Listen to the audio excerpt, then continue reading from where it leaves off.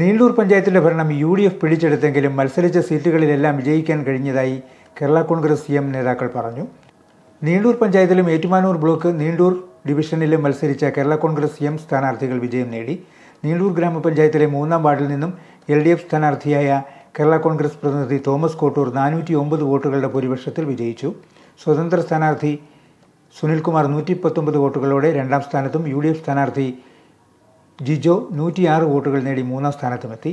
പഞ്ചായത്തിലെ 1-ാം വാർഡിൽ നിന്ന് തോമസ് കുട്ടി കോളമ്പ്രയിലും 15-ാം വാർഡിൽ നിന്നും തോമസ് ജോസഫ് തൈക്കൂട്ടത്തിലുമാണ് വിജയം നേടിയ മറ്റ് 2 കേരള കോൺഗ്രസ് എം അംഗങ്ങൾ. ഏറ്റുമാനൂർ ബ്ലോക്ക് പഞ്ചായത്ത് നീണ്ടൂർ ഡിവിഷനിൽ നിന്നും കേരള കോൺഗ്രസ് എം പ്രതിനിധി ആശ റജിയും വിജയിച്ചു.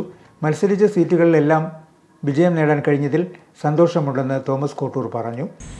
ഈ കാലയളവിൽ ലഭിച്ചതിൽ നിന്നെല്ലാം അതിൻ്റെ അപ്പുറത്തേക്ക് ഇപ്രാവശ്യം എനിക്ക് കിട്ടിയ തിളക്കമാർന്ന വിജയം, നീണ്ടൂർ പഞ്ചായത്തിലെ ഏറ്റവും വലിയ ഭൂരിപക്ഷം എന്നാലുപരി നല്ലൊരു വിജയം, എനിക്ക് 409 വോട്ടിൻ്റെ ഭൂരിപക്ഷത്തോട് എനിക്ക് വിജയിക്കുവാൻ സാധിക്കും.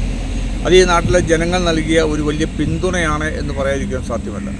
ഈ ഇത്ര നല്ല ഭൂരിപക്ഷം നൽകിയ ജനങ്ങളോടുള്ള നന്ദിയും കടപ്പാടും ഈ അവസരം അറിയിക്കുകയാണ്. അതോടൊപ്പം തന്നെ ഞാൻ ഇന്നലെ എങ്ങനെയായിരുന്നോ അങ്ങനെ തന്നെ തുടരണം എന്നുള്ള വലിയൊരു സന്ദേശം കൂടിയാണ് ഈ വലിയ ഭൂരിപക്ഷം എന്ന് ഞാൻ കരുതുകയാണ്. ഞങ്ങളെ സംബന്ധിച്ച്, കേരള കോൺഗ്രസ് പാർട്ടിയെ സംബന്ധിച്ച് നീണ്ടൂരിൽ ഞങ്ങൾക്ക് ലഭിച്ചത് 3 സീറ്റും 1 ബ്ലോക്ക് സീറ്റുമാണ്. ഈ 4 സീറ്റ് ഞങ്ങൾക്ക് വിജയിപ്പിച്ചെടുക്കാൻ സാധിച്ചു എന്നുള്ളത് അഭിമാനത്തോടുകൂടി ഞങ്ങൾ ഓർക്കുകയാണ്. നീണ്ടൂർ പഞ്ചായത്ത് അംഗം, president, Ettumanoor block panchayat president incharge, vice president എന്നീ സ്ഥാനങ്ങൾ വഹിച്ചതിൻ്റെ അനുഭവ പരിചയവുമായാണ് തോമസ് കോട്ടൂർ വീണ്ടും പഞ്ചായത്ത് അംഗമായത്.